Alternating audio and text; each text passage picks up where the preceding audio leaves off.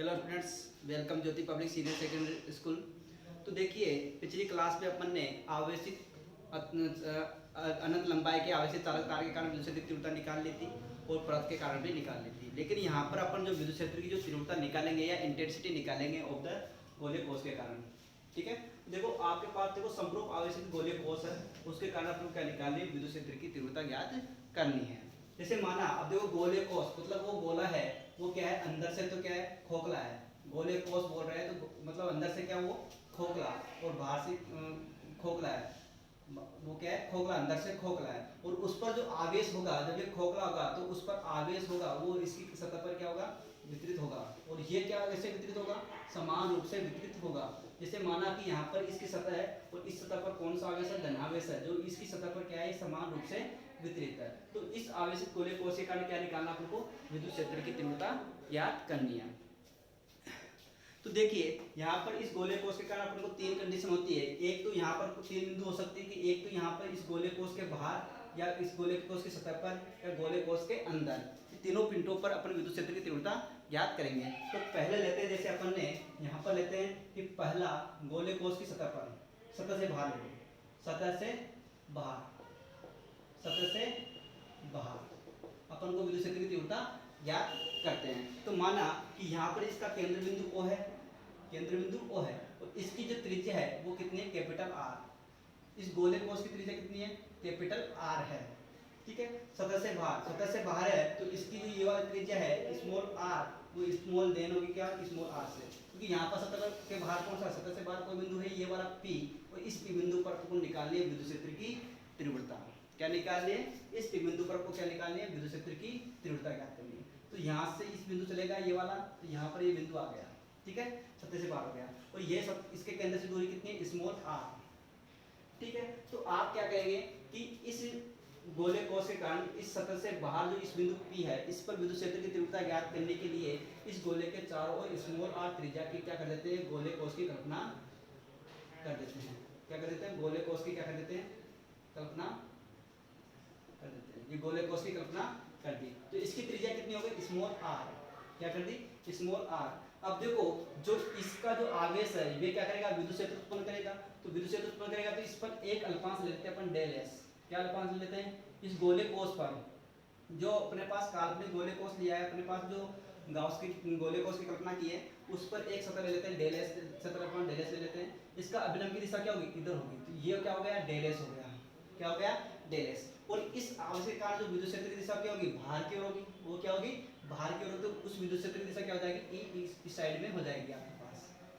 ठीक है, तो आप देखो गोलीय कोष के कारण, गोलीय कोष के कारण, गोलीय कोष के कारण, या देखो यहाँ पर इस गोलीय कोष के कारण देखो, तो देखो यहाँ पर क्षेत्रफल 5 है, इस क्षेत्रफल 5 से पारित विद्युत प्लस का मान कैसे हो, क्या होगा पता है, डेल s क्षेत्रफल अल्पांश से पारित विद्युत फ्लक्स, पारित विद्युत फ्लक्स का मान निकालेंगे अपन। ठीक है, तो आप जानते हो पारित विद्युत फ्लक्स का मान क्या होता है, डेल फाइ बराबर क्या हो जाएगा आपके पास, अल्पांश है डेल फाइ हो जाएगा, तो यहाँ पर क्या होता है E vector dot del s vector.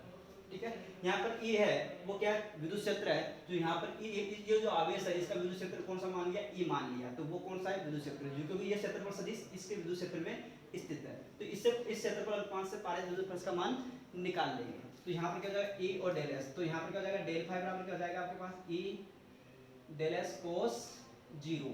तो आप जानते हो डेल फाइ बराबर क्या आ जाएगा आपके पास, E डेल s आ जाएगा आपके पास। ठीक है, ये क्या हो जाएगा, E डेल s हो जाएगा। लेकिन अपन को क्या निकालना है, ये जो एक क्षेत्रफल पास के कारण लिखा था, तो संपूर्ण इस गोले कोष के कारण, तो संपूर्ण गोले के कारण क्या हो जाएगा, संपूर्ण गोले के कारण या संपूर्ण गोले कोष से, संपूर्ण गोले कोष से पारित विद्युत फ्लक्स, पारित विद्युत फ्लक्स। ठीक है, तो यहाँ पर क्या हो जाएगा, फाइ बराबर क्या हो जाएगा, डेल फाइ हो जाएगा, फाइ बराबर क्या हो जाएगा, डेल फाइ। तो फाइ बराबर क्या हो जाएगा, इंटीग्रेशन करेंगे इसका, क्योंकि संपूर्ण को लेकर लेना है, तो यहाँ पर क्या आ जाएगी इंटीग्रेशन E डेल s हो जाएगा। ठीक है, तो आप जानते हो फाइ बराबर आपके पास क्या आ जाएगा, E डॉट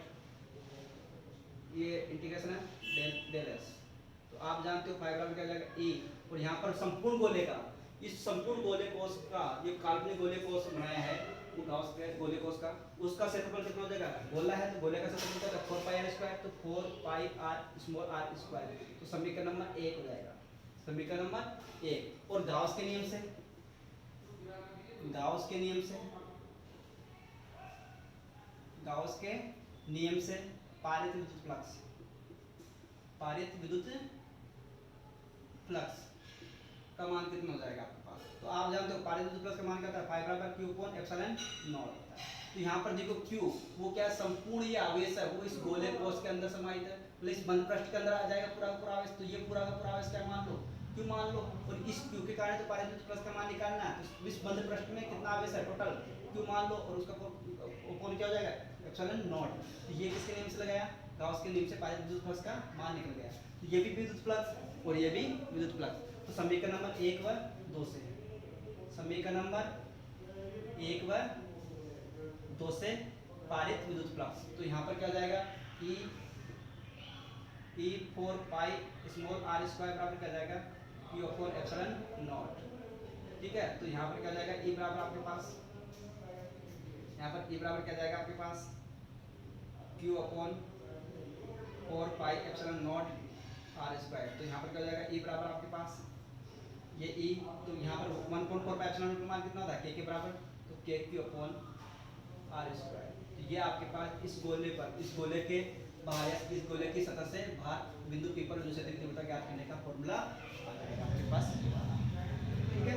अगर मैं बोलता हूँ कि यहाँ पर अगर सतह पर होए, किस पर होए सतह पर, तो सतह पर होने पर, यहाँ पर सतह पर होने पर, तो सतह पर होने पर अगर मान लो ये वाला बिंदु है P, ये कहाँ पर है सतह पर है, कहाँ पर है सतह पर, ये मान लो सतह पर है कि यहाँ पर है सतह पर लिया है, तो ये बिंदु P है सतह पर है, तो इस पर एक प्रश्न ले लेते हैं अपन। तो ये क्या करते हैं, इस स्मॉल आर त्रिज्या के बराबर का कैपिटल आर त्रिज्या के बराबर का स्मॉल आर त्रिज्या का क्या करते थे, गोले कोष की कल्पना कर लेते हैं, गाउस मतलब काल्पनिक गोले कोष की कल्पना कर लेते हैं ना, तो ठीक है ये ले लिया। अब इस पर आप जानते हो तो इससे पारित विद्युत फ्लक्स का मान, विद्युत क्षेत्र का मान क्या होगा ई हो जाएगा, और इसका क्षेत्रफल से इसका मान दिशा क्या होगी ls होगी, दोनों के बीच का कोण कितना हो जाएगा 0, ठीक है। अब यहाँ पर आप देखोगे तो स्मॉल आर किसके बराबर होगी कैपिटल आर के बराबर, स्मॉल आर किसके बराबर होगी कैपिटल आर के बराबर होगी, ठीक है। तो आप जानते हो कि अब देखो यहाँ पर डेल एस अल्पांश से पारित विद्युत फ्लक्स निकालेंगे, तो यहाँ पर फॉर्मूला होगी डेल फाई बराबर क्या हो जाएगा ई डेल एस, क्योंकि इस क्षेत्रफल अल्पांश से, इस क्षेत्रफल सदिश से निकालेंगे ना अपन, तो इससे निकाला विद्युत फ्लक्स, तो ई डेल एस हो जाएगा, तो E del s cos 0 cos दोनों का मान क्या है, तो दोनों के बीच का कोण कितना है 0 डिग्री, तो यहाँ पर 0 लिख दिया, तो डेल फाई बराबर क्या हो जाएगा ई डेल एस हो जाएगा। अब अपन को क्या निकालना है, इस संपूर्ण गोले के कारण निकालना है, क्या निकालना है इस संपूर्ण गोले के कारण, तो यहाँ पर क्या जाएगा संपूर्ण गोले कोष के कारण विद्युत फ्लक्स, तो डेल फाई बराबर ई डेल एस और ई डेल एस, और आप जानते हो इसकी, अब इस गोले का जो अपने पास कल्पना की थी इस गोले कोष की, ठीक है, उसका त्रिज्या कितनी है कैपिटल आर, क्योंकि स्मॉल आर किसके बराबर होगी कैपिटल आर के बराबर, तो यहाँ पर क्या लिख दो कैपिटल आर स्क्वायर लिख दो, ठीक है। तो यहाँ पर भी क्या लिखोगे आप, इसकी जगह कैपिटल आर स्क्वायर रख दोगे, ये आपके पास गाउस के नियम से निकल जाएगा। तो आपके पास समीकरण नंबर 1 और 2 से करेंगे, तो समीकरण नंबर 1 का ये मान रहा e 4 पाई स्क्वायर, और इसका मान ये रहा, ठीक है। तो यहाँ पर आपके पास क्या हो जाएगा कैपिटल आर स्क्वायर, तो यहाँ पर क्या हो जाएगा कैपिटल आर स्क्वायर, ठीक है, ये हो जाएगा आपके पास। और अगर मान लो मैं बोलता हूँ कि इस गोले कोष के अंदर हो, किसके अंदर हो गोले कोष के अंदर, तो यहाँ पर गोले कोष के अंदर ले लो, कहाँ पर हो गोले कोष के अंदर हो, तीसरी कंडीशन कहाँ पर हो गोले कोष के अंदर, गोले कोष के अंदर हो, गोले कोष के अंदर होने पर जो विद्युत फ्लक्स का मान निकलेगा वो कैसे होगा कि यहाँ पर अगर मान लो इसके अंदर कोई बिंदु P है, इस P बिंदु पर निकालना अपन, तो इसकी स्मॉल आर होगी, तो ये स्मॉल आर जो लेस देन होगी वो किसके बराबर होगी कैपिटल आर से क्या होगी छोटी। अब स्मॉल आर त्रिज्या के क्या करते हैं गोले कोष की कल्पना कर लेते हैं, काल्पनिक गोले की कल्पना कर लेते हैं, ठीक है। अब कल्पना कर ली तो इसकी त्रिज्या कितनी स्मॉल आर, और इसकी संपूर्ण कितनी कैपिटल आर, तो स्मॉल आर का मान क्या होगा लेस देन होगा किससे कैपिटल आर की तुलना में। अब देखो ये जो आवेश है इस गोले की जो अपने कल्पना की थी गोले की, ये बंद पृष्ठ की जो कल्पना की थी उससे बाहर है ना, तो यहाँ पर क्यू का मान क्या हो जाएगा 0, ठीक है। तो पहले तो देखो आपके पास इस पर एक क्या करते हैं, एक क्षेत्रफल सदिश की कल्पना कर लेते हैं। तो क्षेत्रफल सदिश की अवयव की दिशा ये हो जाएगी डेल एस, और यहाँ पर विदूषक की दिशा भी क्या हो जाएगी, विदूषक की दिशा क्या हो जाएगी, इधर हो जाएगी, विदूषक की दिशा भी क्या हो जाएगी, इस दिशा में। तो यहाँ पर आप देखो कि दोनों की करेंगे तो ई डेल एस cos 0 और ई डेल एस हो जाएगा, ठीक है। तो ठीक है, इस गोले कोस से पहले बिंदु का मान निकालेंगे। तो यहाँ पर देखो आपके पास निकालेंगे, ये वाला हो जाएगा, ये हो जाएगा, और आपके पास देखो इसकी त्रिज्या कितनी होगी, स्मॉल आर, ठीक है, क्योंकि पी बिंदु तक निकालना आपको, गोले कोस के अंदर लेना ना, तो ये पी बिंदु तक लेना है। तो यहाँ पर इसकी त्रिज्या, इसकी दूरी कितनी केंद्र बिंदु से, स्मॉल आर है। तो यहाँ पर क्या करेंगे, इसका क्षेत्र डेल से क्या हो जाएगा, स्मॉल आर स्क्वायर जाएगा। तो यहाँ पर समीकरण में एक दे देंगे। उसके बाद में यहाँ पर क्या हो जाएगा, अब क्यू का मान तो आप जानते हो, क्यू बराबर तो कितना है, 0 है ना, क्यू का मान क्या है, 0।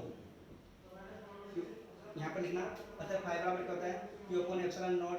तो अतः इस गोले के अंदर आवेश का मान क्या है, 0, क्योंकि बंद पृष्ठ के अंदर आवेश होना चाहिए, क्यू होना चाहिए ना, क्योंकि बंद पृष्ठ के अंदर आवेश है नहीं, इसके अंदर है नहीं क्योंकि बाहर है। तो यहाँ पर क्या हो जाएगा, अतः क्यू बराबर क्या है, 0, तो फाइव बराबर क्या हो जाएगा, 0, फाइव बराबर क्या हो जाएगा, 0। समीकरण नंबर 2 वो समीकरण नंबर 1 वो समीकरण नंबर 2 से, तो यहाँ पर क्या हो जाएगा, e 0.4 पाई आर स्क्वायर। तो यहाँ पर क्या हो जाएगा, 4 पाई आर स्क्वायर, और इसका मान कितना हो जाएगा, 0, ठीक है। तो यहाँ पर क्या हो जाएगा आपके पास स्मॉल आर स्क्वायर, और यहाँ पर इसका मान क्या हो गया, देखो यहाँ पर आप सोल्व करो इसको, इसका मान क्या करो, सोल्व करो। तो यहाँ पर क्या हो जाएगा, ये बराबर क्या आ जाएगा आपके पास, 0 आ जाएगा। तो आपके पास देखो गोले कोश के अंदर स्थित बिंदु P पर जो विद्युत क्षेत्र की जो तीव्रता होगी वो क्या होगी, शून्य होगी, क्या होगी, शून्य, ठीक है। तो इस तरह से आपके पास तीनों स्थितियों में गोले कोश के बाहर और गोले कोश के सतह पर और गोले कोश के अंदर, गोले कोश के अंदर तीनों पर विद्युत क्षेत्र की तीव्रता ज्ञात हो जाएगी, ठीक है। तो देखो अब आपके पास ग्राफ देखते हैं, इसमें इसके बीच में ग्राफ देखते हैं। तो देखो यहाँ पर आपके पास पहला है सतह पर, सतह के बाहर, सतह के बाहर क्या आया था, मतलब स्मॉल आर क्या थी, ग्रेटर देन थी किससे, कैपिटल आर से। तो आप जानते हो ई का फॉर्मूला क्या था, k q upon small r square आएगा, ठीक है। सेकंड स्थिति कहाँ पर थी, सतह पर। तो ई बराबर क्या था आपके पास, ई का मान क्या था, k q upon r square, और यहाँ पर सेकंड कंडीशन कहाँ पर है, सतह के अंदर, सतह के अंदर, सतह के अंदर। तो यहाँ पर ई बराबर क्या था, 0, ठीक है। अब यहाँ पर ग्राफ देखते हैं, क्या देते हैं, ई व आर पर, आर के बीच ग्राफ, मतलब स्मॉल आर के बीच ग्राफ, स्मॉल आर के बीच ग्राफ, मतलब केंद्र से दूरी बढ़ने पर। अब ये स्मॉल आर क्या, केंद्र से दूरी है, त्रिज्या उसकी गोले कोश की, मतलब केंद्र से कितनी दूरी पर है, वो दूरी बढ़ेगी तो ई पर क्या डिपेंड प्रभाव पड़ेगा, इसको विद्युत क्षेत्र पर क्या प्रभाव पड़ेगा, कम होगा या ज्यादा होगा। तो यहाँ पर देखो कोई बिंदु, केंद्र बिंदु O, ये वाला कौन सा है, स्मॉल आर, ये कैपिटल आर मान लो, यहाँ पर क्या होगा, स्मॉल आर भी बराबर है, ये सतह के बाहर आ गया। अब ये बोला है ये वाला, ठीक है। तो यहाँ पर देखो ये वाला, ठीक है। तो आप जानते हो कि इसके अंदर तो विद्युत क्षेत्र का मान क्या है, 0, इसके अंदर तो मतलब यहाँ से जहाँ तक सतह तक चलेंगे तो उसके अंदर तो क्या होगा, गोल केंद्र बिंदु से स्मॉल कैपिटल आर तक, तो चूंकि विद्युत क्षेत्र का मान क्या होगा, 0 हो जाएगा, विद्युत क्षेत्र का मान क्या होगा, 0। लेकिन इसके बाद में क्या होगा कि अचानक सतह के बाहर जाएंगे तो जैसे जैसे दूरी बढ़ती जाएगी उसकी विद्युत क्षेत्र का मान क्या होगा, कम होता जाएगा। क्योंकि यहाँ पर देखो ई व्युत्क्रमानुपाती क्या है, 1/r स्क्वायर, और यहाँ पर क्या है, ई बराबर क्या है, 0, ई बराबर क्या है, 0 है यहाँ पर, ठीक है। कहाँ तक, और केंद्र बिंदु O से लेकर कैपिटल R तक, कैपिटल R तक विद्युत क्षेत्र का मान क्या है, 0 है, 0 से यहाँ से लेकर यहाँ तक 0 है। उसके बाद में यहाँ से बढ़ता है ये, और जैसे जैसे दूरी बढ़ती जाती है, R की दूरी बढ़ती जाती है, तो वहाँ पर विद्युत क्षेत्र का मान क्या हो जाता है, कम होता जाता है। तो यहाँ पर ये कम हो गया, ठीक है। इस तरह से आपके पास विद्युत क्षेत्र ज्ञात हो जाएगा कि आर के साथ, मतलब सतह से दूरी बढ़ने पर विद्युत क्षेत्र का मान क्या हो जाता है, कमी हो जाती है। और अब चलते हैं अपन गोले के पार। तो आवेशित चालक गोले के कारण, आवेशित चालक गोले के कारण, चालक गोले के कारण, गोले के कारण विद्युत क्षेत्र की तीव्रता तो सेम इसी की तरह होगी, सेम इसी की तरह होगा, क्योंकि सेम वो का वही डेरिवेशन होगा, वही गोले कोश की तरह कार्य करेगा। अब वो कैसे करेगा, क्यों करेगा, ये मैं बता देता हूँ आपके पास। कि अगर मान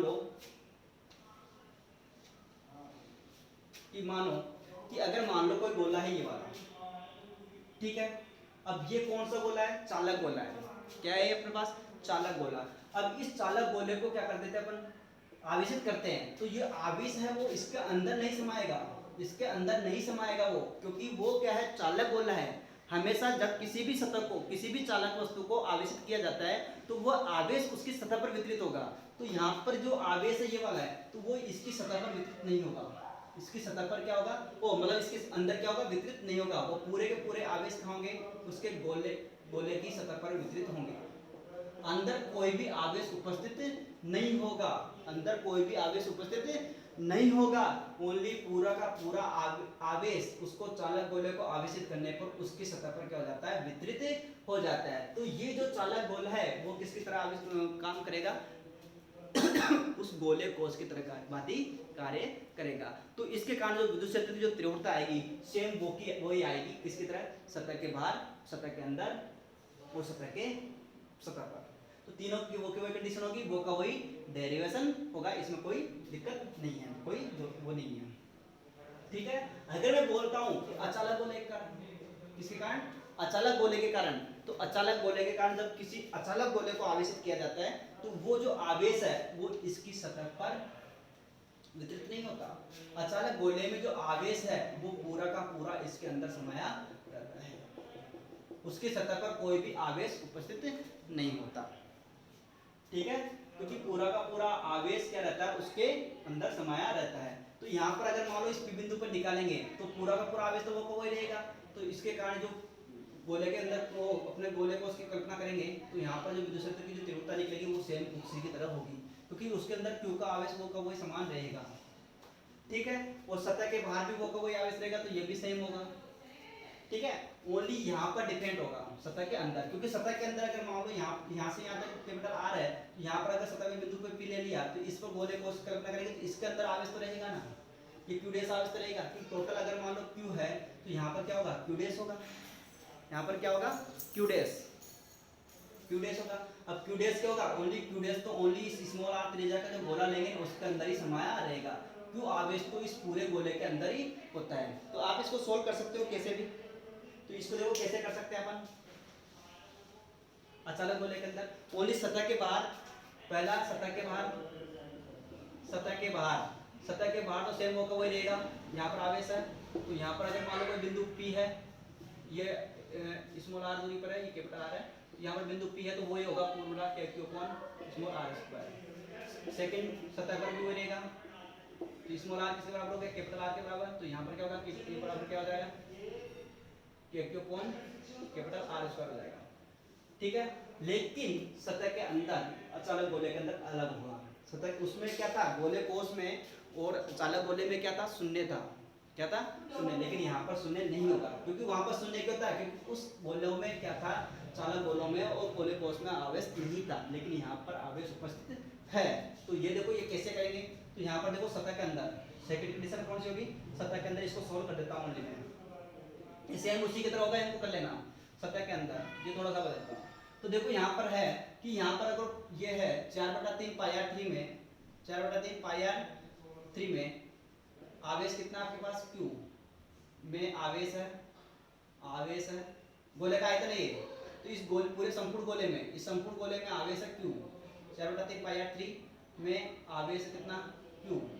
तो आपके पास देखो एकांक में कितना होगा, एकांक आयतन में कितना होगा, इस आयतन में है ना, तो एकांक आयतन में कितना होगा, Q अपॉन 4/3 और पाई आर 3 होगा, यही होगा ना। तो यहाँ पर आपके पास 4/3 पाई आर 3 होगा, तो यहाँ पर आपके पास क्या हो जाएगा, यहाँ पर आपके पास क्या होगा, तो आपके पास क्या होगा, ओनली इस आयतन में निकालना है। तो 4/3 पाई आर स्मॉल 3 में कितना होगा, तो Q upon 4/3 pi r 3 into 4/3 pi r 3, 4/3 pi से 4/3 पाई कट गया, तो यहाँ पर क्या बचेगा आपके पास, कितना बचेगा, Q R cube upon R cube. ये आपके पास आवेश उपस्थित हो जाएगा कहाँ पर, इस सतह के अंदर। तो यहाँ पर अब अंदर निकालेंगे तो आपके पास Q की जगह पर आपको ओनली ये वाला मान रखना है। तो यहाँ पर विद्युत क्षेत्र का मान क्या हो जाएगा, K अपॉन त्रिज्या कितनी होगी, स्मॉल r, और Q की जगह क्या रख दो, आपके पास ये वाला आवेश का मान रख दो, तो QR3 अपॉन कैपिटल R3। तो यहाँ पर आपके पास क्या आ जाएगा, KQR3 अपॉन R3, आंसर आ जाएगा। ठीक है, इसमें कोई दिक्कत नहीं है। तो इस तरह से अचानक गोले के कारण भी अपन को विद्युत तीव्रता निकल जाएगी। तो इस तरह से आपके पास तीनों गोलों की विद्युत तीव्रता निकल जाएगी आपके पास, ठीक है। और इस तरह से आपके पास कंप्लीट हो जाएगा। और ये अगर मान लो वीडियो अच्छा लगे तो आप लाइक कर देना, सब्सक्राइब करना। थैंक यू, धन्यवाद।